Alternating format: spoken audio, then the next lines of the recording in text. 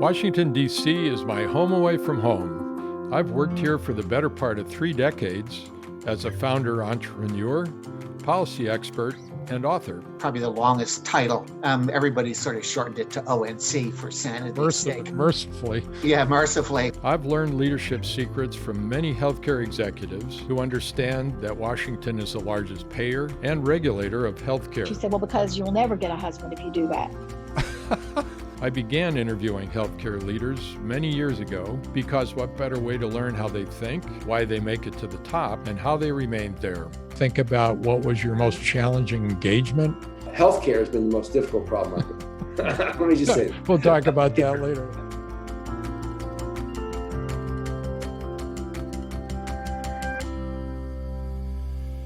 Growing up in rural Pennsylvania, Niyum Gandhi's parents showcased leadership through community action and empathy. He learned that leadership is earned by the way you behave.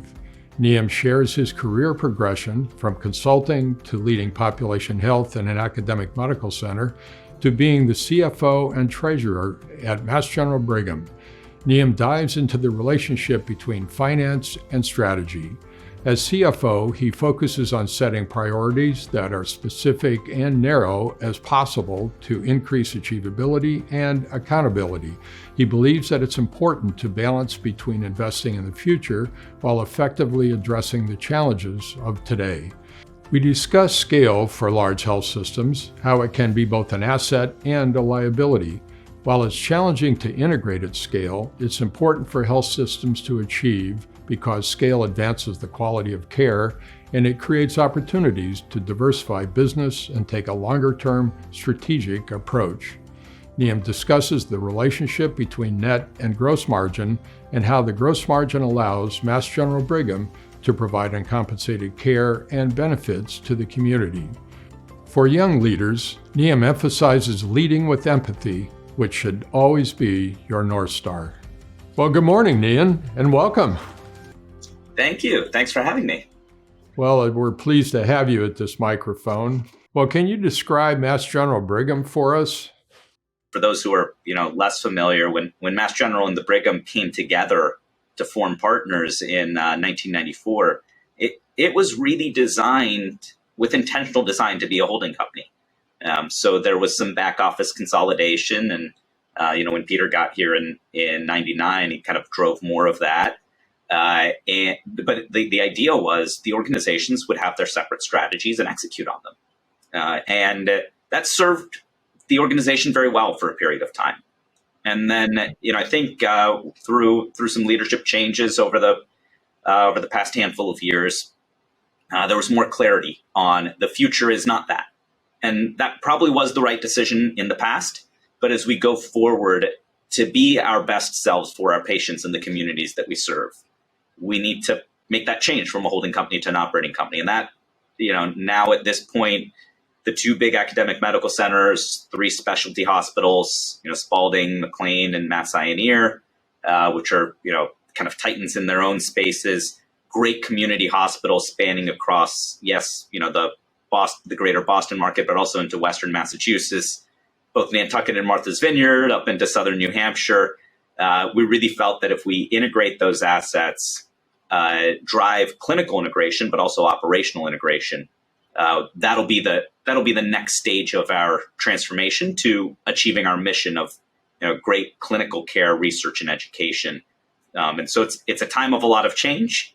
But as the largest employer in the Commonwealth of Massachusetts, largest private employer, the largest provider of care, in a time where healthcare is, increasingly unaffordable, increasingly challenging for patients, for consumers, we hope that we can have the type of impact that we want to.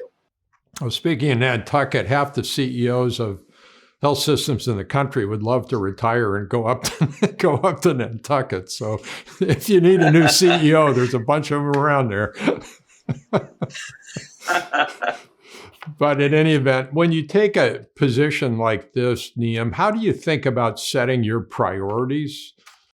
I firmly believe that, especially in large academic medical centers, and I haven't, really been a leader in any other type of organization, so I can, speak to what I know here. I think we often fall into the trap of having too many priorities and having our efforts be too diffuse. And I think, part of that is maybe from the bottom-up nature of academia.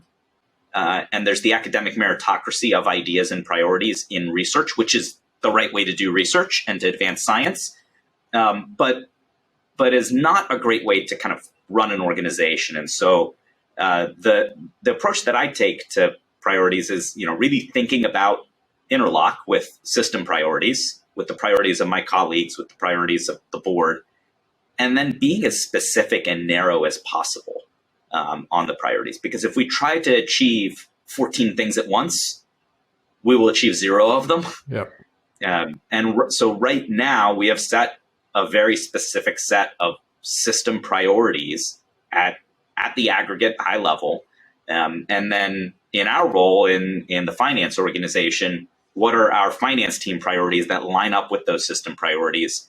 And it's a short list. It's a single digit number of things that we're focused on this year. And yes, of course, everybody needs to, keep kind of doing the current course and speed. But when we think about what we want to achieve this year, we went through a process through our senior management group, and then cascading down to the next layer of the organization of trying to be as tight as possible on our mission to really be an integrated academic health system, which is not the starting point that we were starting from.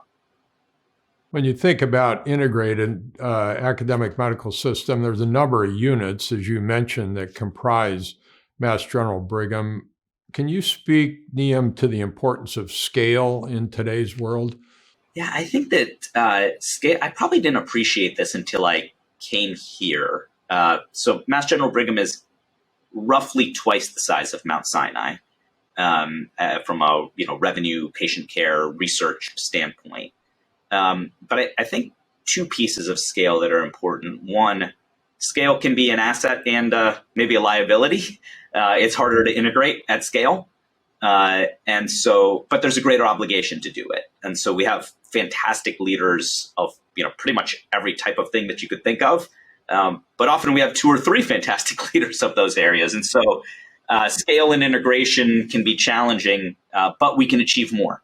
Clinically, as an example, we integrated our cardiovascular surgery program across Mass General and the Brigham. That is, by doing that, we are bringing the best of what is being done at both of those hospitals to a combined program, and the best of that program to patients in a way that we could not when we were subscale. Not that those programs were small, but individually they were significantly smaller than they are together. And so that advances the quality of the work. It advances the way that we can integrate research-infused thinking into our care. And so that's tangible on the clinical side. I think the other type of scale that is, as we think about the challenges facing not-for-profit health systems going forward, that's really important, is the scale of the balance sheet.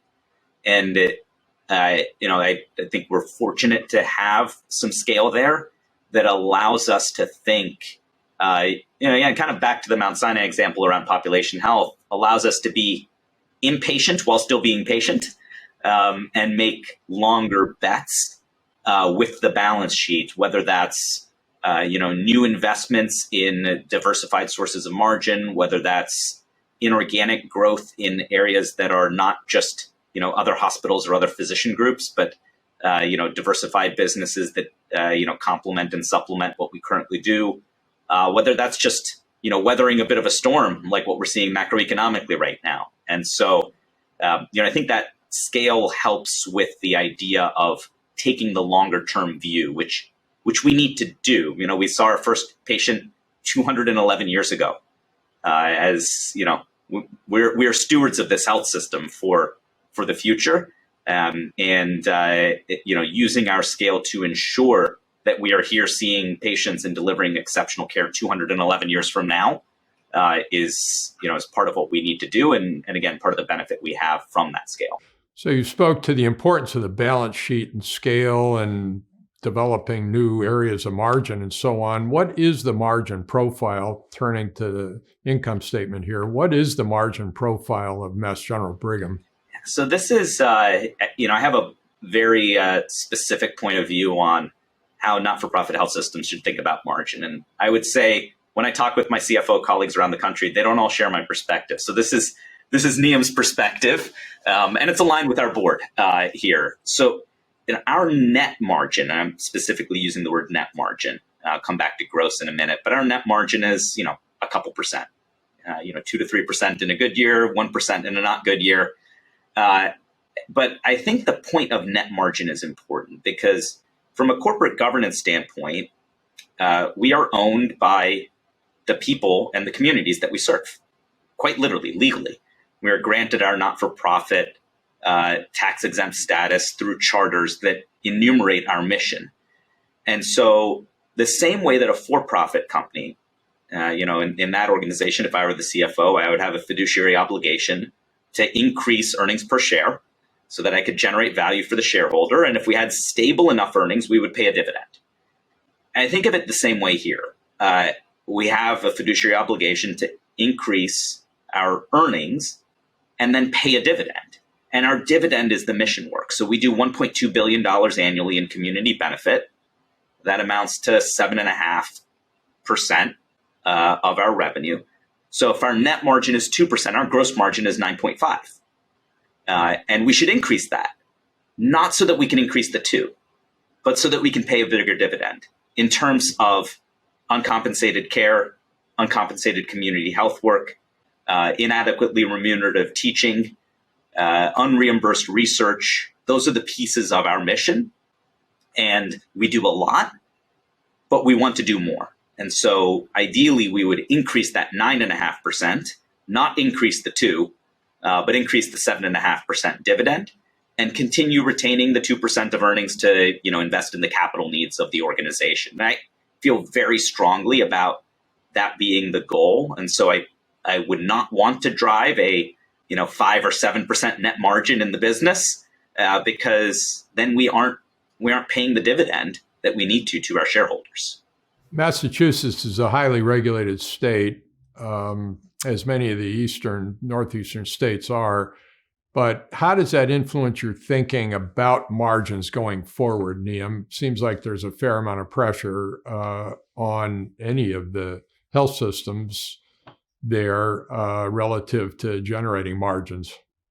The regulation comes from, in my perspective, a really good intent, which is to ensure that the citizens of the Commonwealth are getting what they need. And so, especially around affordability of healthcare, because we do have an affordability crisis. We do well in Massachusetts. Our total medical expenditure on a per capita basis is low. Our trend is significantly lower than national. And if you look at Mass General Brigham compared to peer institutions nationally, when we benchmark on total medical expenditure and on unit price, we are affordable. Now, people may not say we're affordable here in Massachusetts, and we could talk about and debate some of that. But I think the intent is good. What that means, that focus on affordability, which we share in how we approach our mission, is that we have to be more creative in where margin comes from. And I actually think that's really good. I would contend we would do it anyways without the regulation because of the philosophy that I laid out in terms of how we think about mission and margin trade-offs. But so as we think about margin growth in the future, one of our North Stars is that we want future margin to not come at the expense of healthcare affordability. So what are other ways that we can generate margin? So as an example, we do a lot of innovation that comes out of our research enterprise. And I would say historically, academic medical centers have done a lot of research there and ceded the value creation to pharma and biotech. And so we're approaching that differently when we license, how we license, how far down the development pipeline we take things before we license. Because if we generate the value and keep that margin, we plow it back into community health. And if a pharma company generates that margin, they pay a dividend to their shareholders. And so the more we can think creatively about profit pools that do not involve driving up total medical expenditure and reducing affordability in the context of the regulatory environment, but more importantly, in the context of our mission and values, the more we'll do that. Now, typically, margin is generated from a relatively few services. And I think some of us would look at value-based services as not being necessarily ones that would drive a lot of margin. How do you kind of factor those two together, Niyum? Yeah, I think that there's a few pieces there that are important. One,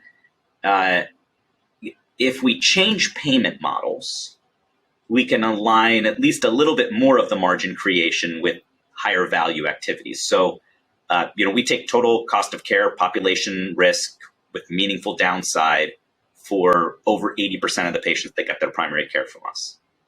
And our risk contracts are a profit center for us. They are margin accretive. And we generate that margin by reducing total cost of care and actually reducing our revenue in other parts of our business. But that's good. The risk contracts are margin accretive, but it's because we changed the payment model. I think the industry still has work to do on that. We're out there in front trying to do that in collaboration with our payer partners. So I think there's opportunity there. The other piece, though, I would say is recognizing that there are certain things that are high value that will never have margin. We're the largest provider, aside from the state, of inpatient behavioral health in the Commonwealth. Well, that's a highly valuable service. There probably isn't enough capacity for the patients who need that service nationally. And we lose money on it. And we're happy to lose money on it. It's part of the mission. And so I think the, kind of balancing those trade-offs is important. But I think there's work, again, for us to do as an industry in thinking about, so on that behavioral health example, should we think about funding behavioral health differently? Yeah, I think we should. Should we invest in upstream behavioral health resources and make those margin accretive to those who provide those services so that we reduce our reliance on the backstop of inpatient acute behavioral health? Yeah, I think we should do that. And, again, fortunately to the regulatory point, we have in Mass Health, our Medicaid agency, we have a group of like-minded leaders there who are working with us to figure out how to do that, to push more money into upstream behavioral health, to make it not such a money loser, so that we provide those services, so that we reduce, the burden on the population downstream. So I think, we're probably in inning 3, maybe inning 2, or if it's a marathon, we're in the first few miles of kind of the payment model transformation that allows margin pools to accrue where the highest value services are delivered to patients. Yeah, clearly early innings on payment model evolution. Sounds like you've the whole integration process. I don't know if you'd say early innings, but maybe mid innings on that. But how do you think about, Niyum, the part of your role, which is to prepare Mass General Brigham for the future? So you must have some longer term plans. How do you balance those against the kind of the demands of the shorter term?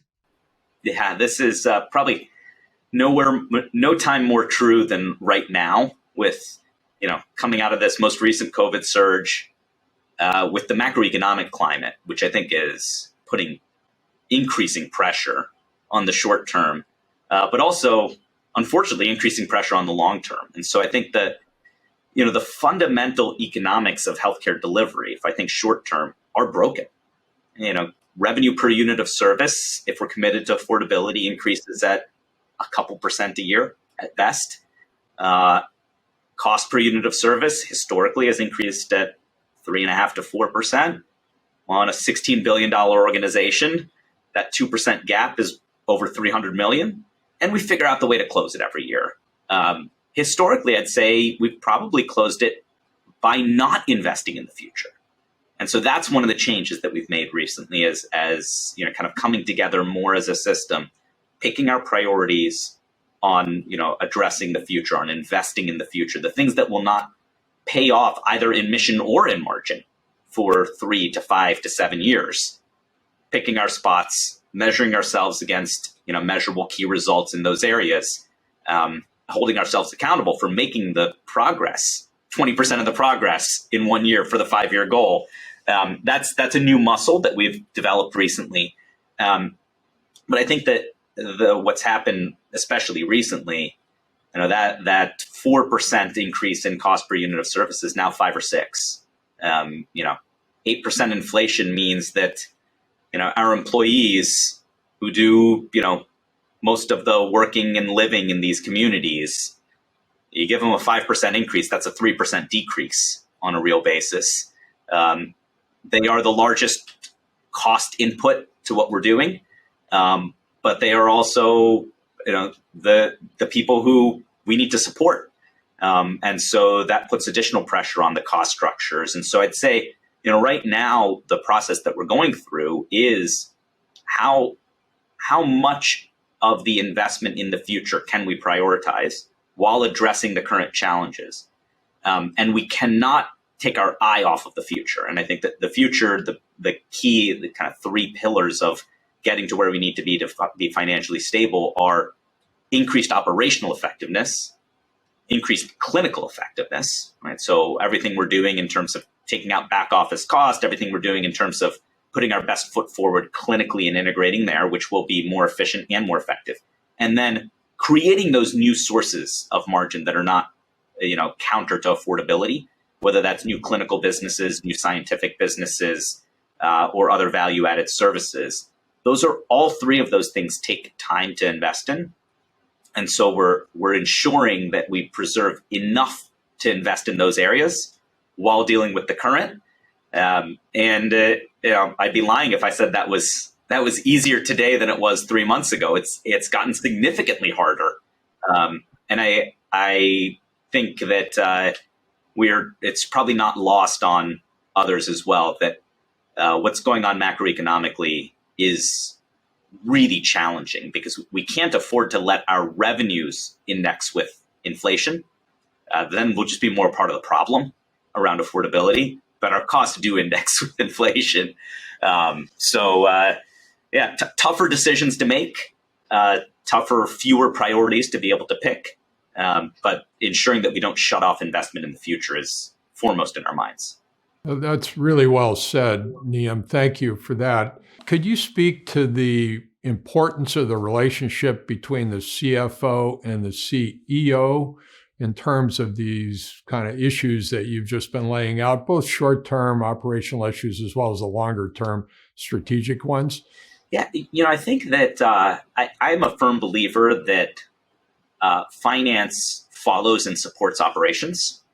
And so I'd actually, probably the one thing I'd amend to that is I really think of it as not that all leaders aren't important, but there is the partnership between the CEO and CFO is important. The partnership between the COO and CFO is also very critical. And our COO is probably the leader who I spend the most time with. And understanding that part of the prioritization has to be driven by what is operationally feasible. And part of the prioritization needs to be driven by what is fiscally feasible. And so there is a good push and pull there in terms of how we think about dynamic prioritization, trade-offs long-term, short-term. The CEO, and again, fortunate to have a tremendous CEO who I get to work for and learn from, I think is the person who needs to hold us accountable to the North Star and push us.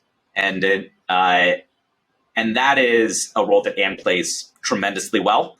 And the 3 of us spend a lot of time together working through these issues of where are the priorities. And, I think one of the things that I think is good that is changing in healthcare, if you rewind 10 to 15 years, a lot of CFOs of health systems, it was just the CFO and the CEO. And the CFO was saying, well, we only have so many dollars, so, stop spending. And the CEO was saying, no, I have a bold vision. And I think that's, again, it served the industry for the time. I think a more modern way to look at it is actually, I have short-term and long-term thinking, and Anne has short-term and long-term thinking. And so does Ron, our COO. But we come at problems from 3 different perspectives. And that allows us to get to the best answer rather than I'd say the traditional CEO has the vision, CFO is the reality check. which I think is what largely happened in not-for-profit healthcare for many years. And you're really speaking to the evolution of the CFO in these large integrated organizations.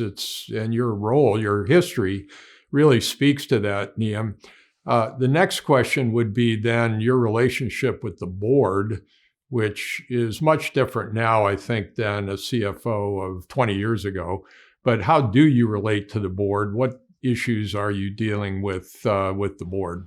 So I think the biggest one that I spend time with the board on is how we think about the long-term financial realities of the organization.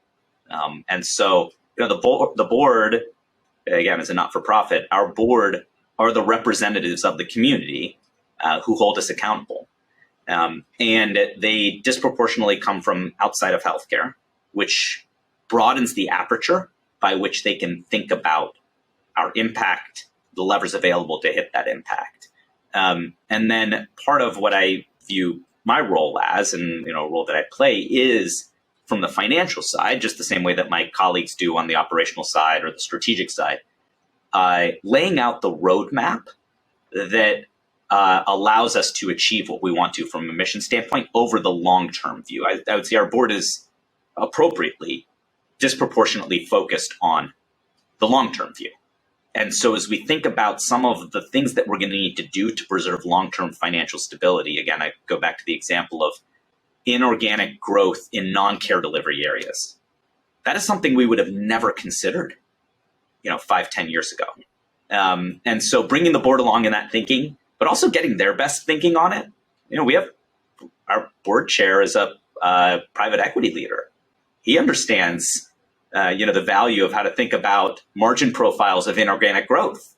So that's a way that I can actually, test ideas with him, learn from him, but also share how we're thinking about it, and ensure that he and the rest of the board are bought into decisions that we may make in the next year or two that have implications for the next century of how this organization is run.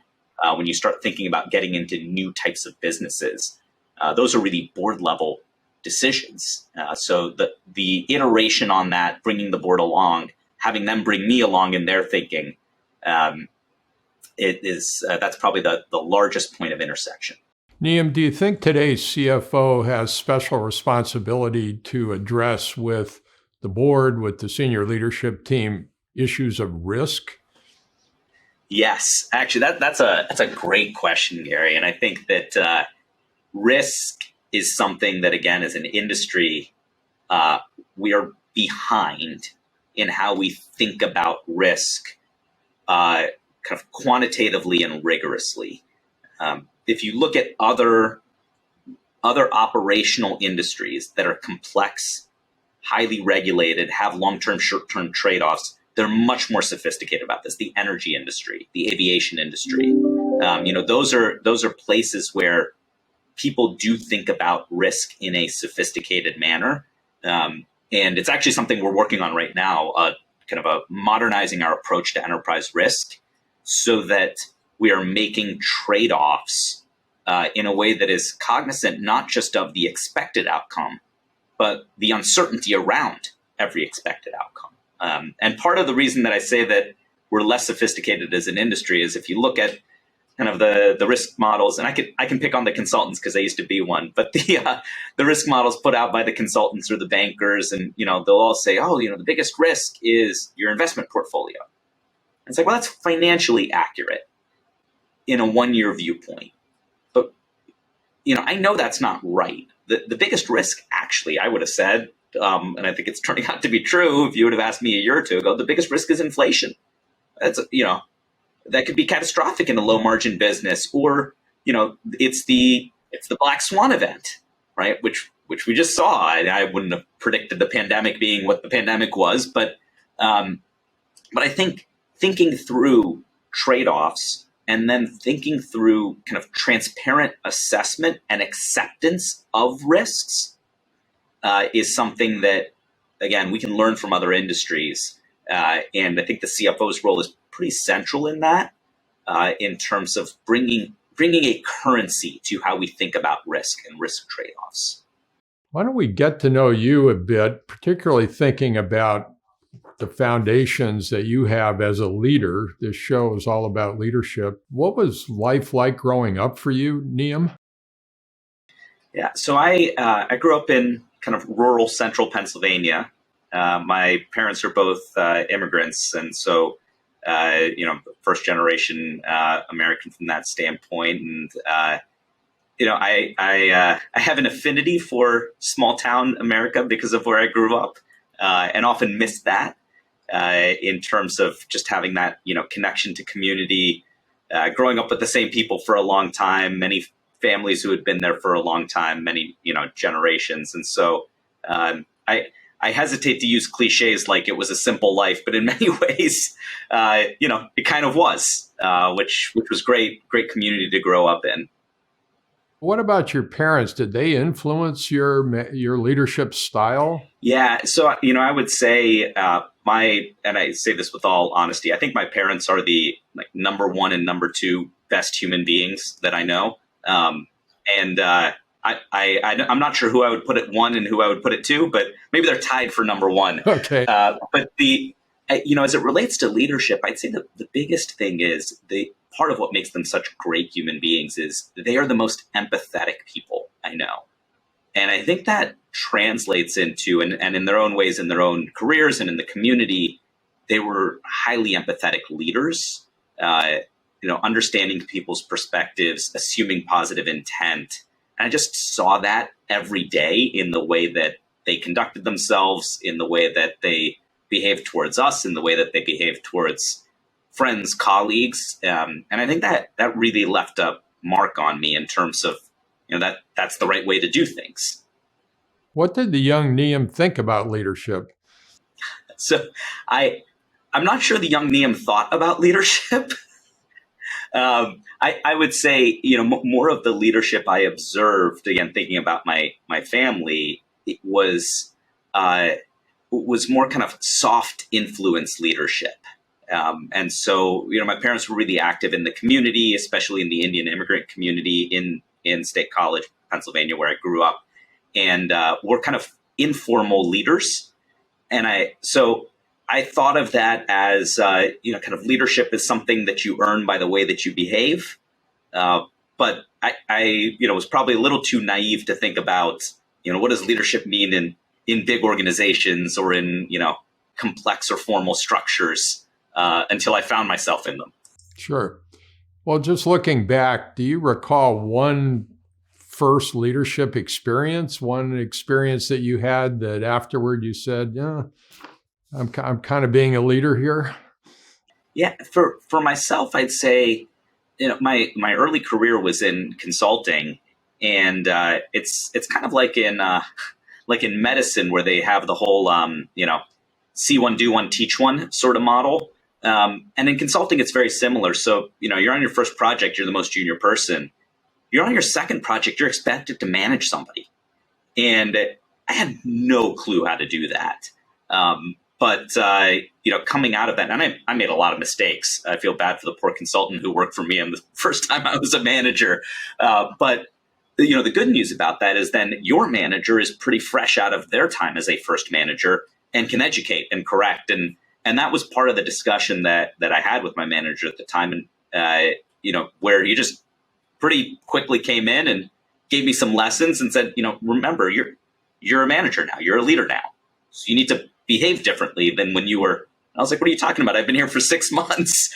But it's good because you get it in small doses and you're able to learn quickly from people giving you quick feedback. Did you move into healthcare intentionally or accidentally? I wish I could say it was intentional. It was intentional with regard to the people.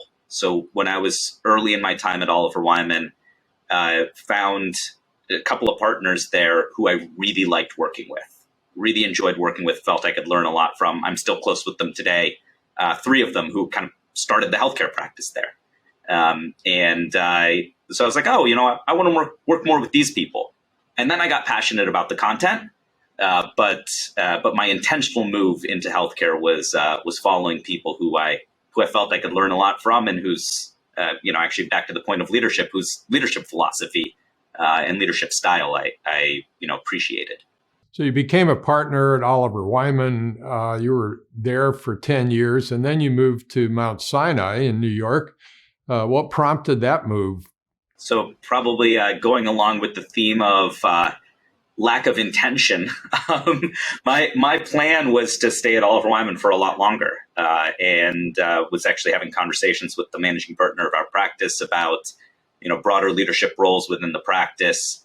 And I was out trying to sell a consulting project. It was my second year as a partner, and had a pitch meeting at Mount Sinai.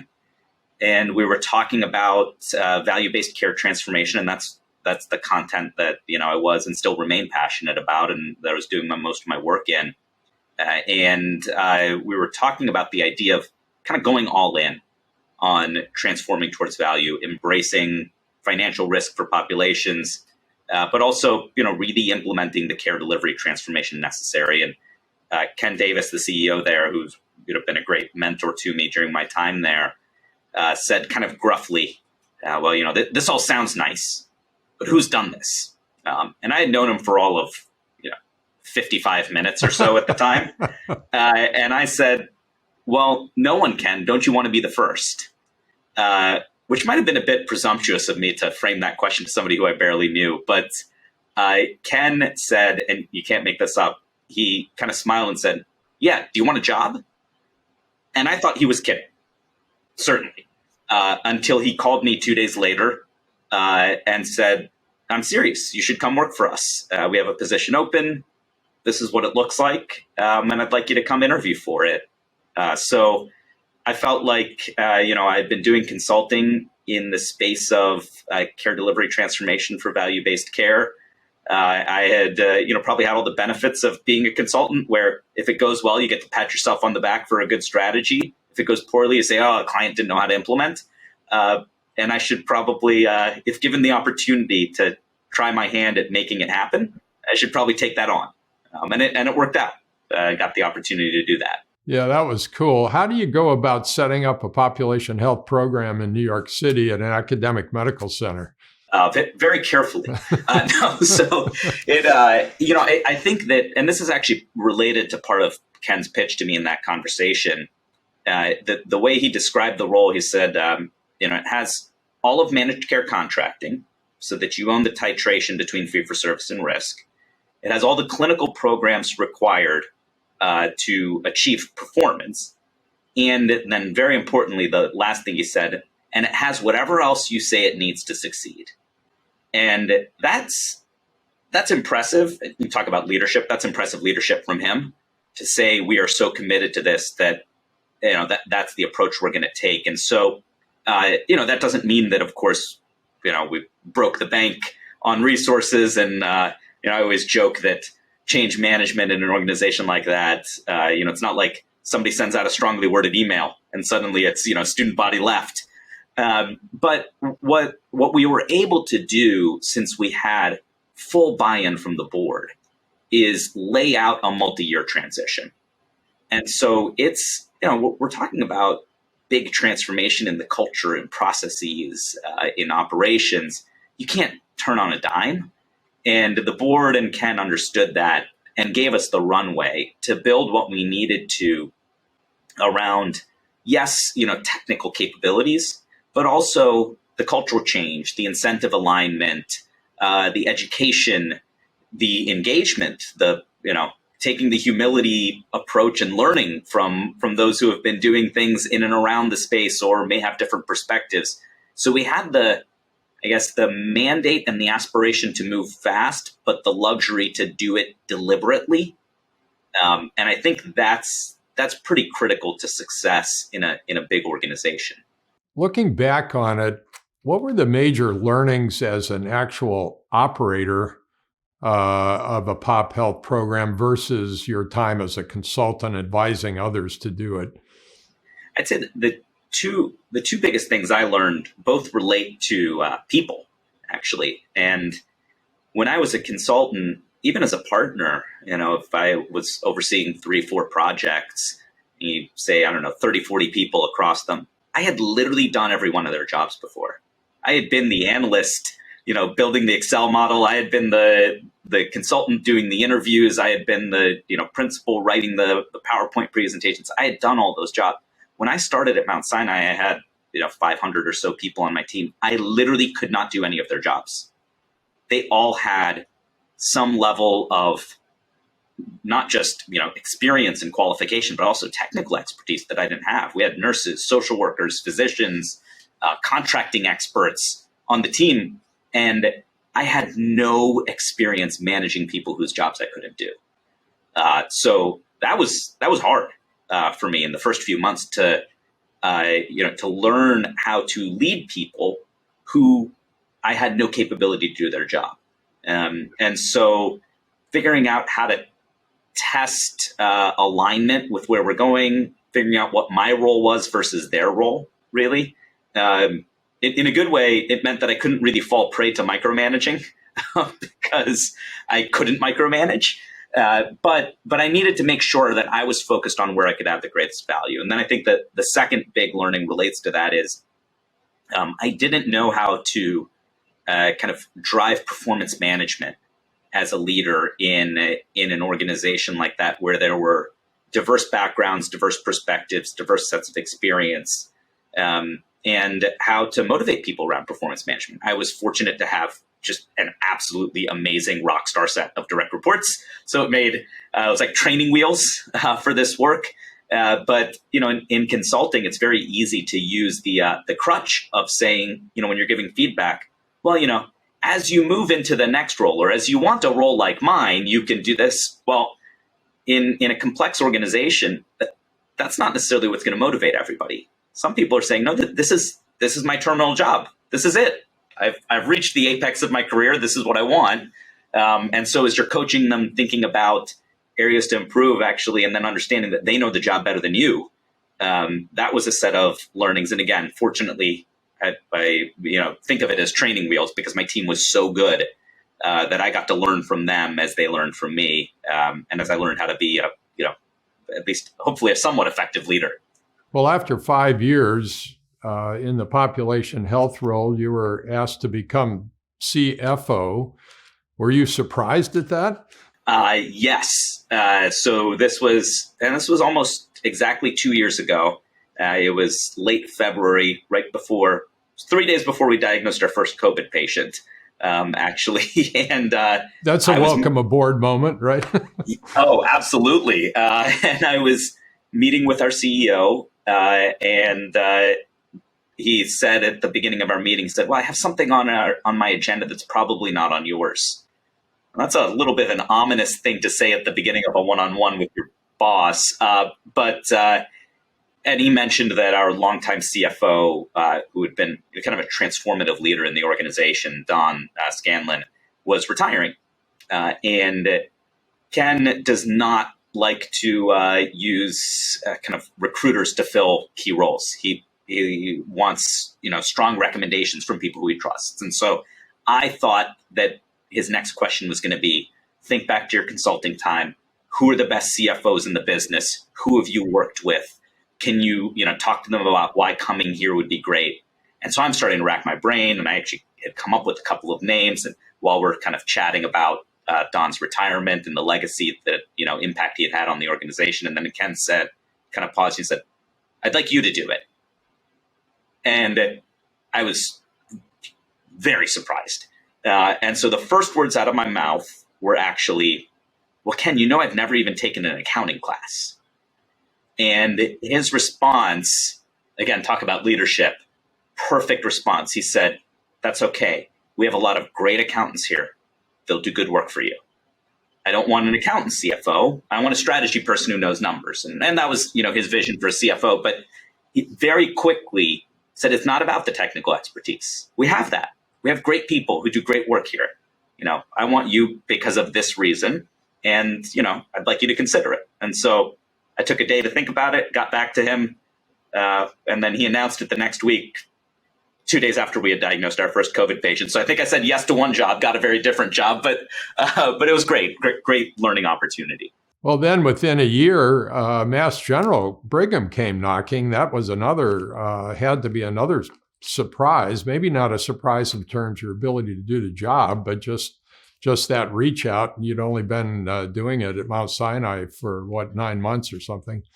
Yeah. So, and that one was, it was tricky and actually a very difficult, kind of decision on, whether to take that call with, from on a personal basis. And this relates to kind of, how I think about trade-offs between work and, what's going on in personal life as well. A couple of months, actually just a month before I got that outreach, we had decided as a family that we needed to get back up to New England for family reasons. And so the thought was, okay, over the next 3 to 5 years, it's hard. You pick a city on a map and say, I want to be there. How many jobs come up that you're both qualified for, interested in? And so we gave ourselves a few years to figure it out. And we said, okay, within a few years, we got to get back up here. And then a month later, literally, got the call from the recruiter. And I thought, well, this isn't really the timing I was thinking about, ambitious agenda of things we want to do at Mount Sinai. And felt like we were making great progress as a team, loved working with the team, loved working for and learning from Ken. But ultimately said, okay, great health system. And, given that we want to be in Boston anyways, if I, don't pursue this, then, 3 years from now, when we really do need to make the move, probably going to be kicking myself. And then I had one conversation with Ann, our CEO here. I said, okay, this is another, kind of transformational leader who I believe in, who I believe I can learn a lot from, and who I'm excited to take on challenges with. And so, ultimately decided to pursue it, and candidly didn't think I was going to get the job. And my wife still holds that over me, where, I got partway through the interview process, and she's like, well, how are you thinking about this? And I said, I'm probably not even going to get it. We don't need to talk about, the logistics or anything. And, came back from what I thought was maybe a final round interview with a job offer. My wife was not happy. She said, we were supposed to be talking about this for the past 3 weeks. But it worked out well. Well, you're following a good friend, Peter Markell, who was the dean of health system CFOs. That's probably not the easiest position to be in. No, it's not. And, again, probably fortunate that I had my first shot at that sort of experience of following somebody, kind of legendary and institutional, and following Don down at Mount Sinai. And but I have to say, the thing about Peter is he's been so tremendously generous with his time and insights, and as he lets me call him whenever I have questions. We touch base regularly, and this organization would not exist if it weren't for Peter through the transitions of partners and then to MGB, from kind of the early days of the holding company sort of model, where Mass General and the Brigham probably thought of each other as each other's biggest competitors, to where we are today. And so I owe a lot to him and what he's done. And again, kind of related to, inheriting that great team at Sinai, inheriting just an absolutely amazing team here, that makes it easier to be a leader. Niyum, this has been a terrific interview, and I think the last discussion is a good place to land. I have one other question, if I could. We do have young, up-and-coming leaders in our audience. What advice would you give an up-and-coming leader in healthcare today? So maybe I'd go back to kind of where we started the conversation, which is I think the North Star for leaders should be leading with empathy. And that is empathy for everybody, your peers and your colleagues, assuming the positive intent there. Leadership is challenging. We're all going to disagree. We have tough problems, but be hard on the problem and easy on the people, because everyone's the hero of their own story, and understanding that everyone's perspective is valid, and that we have to get to where we need to get to around alignment. And that may require tough decisions and some people being unhappy with decisions, but nobody's trying to do the wrong thing or the obstinate thing. And then that translates in healthcare. I think also it's that same empathy for, again, in not-for-profit healthcare, the empathy for the shareholder, which is the community, and the people of the community, and the empathy for the patients. It is, we have tough times ahead of us in this industry, And we're going to get there better if we work together. It sounds so cliche to say, but I think it's easy for leaders to fall into the trap of my perspective, my point of view, rather than kind of that North Star of empathy. So that would be my advice for young up-and-coming leaders. Niyum, I'd say Mass General Brigham is lucky to have you as the CFO and Treasurer. Thank you for your time today. Terrific interview. Thank you so much for having me.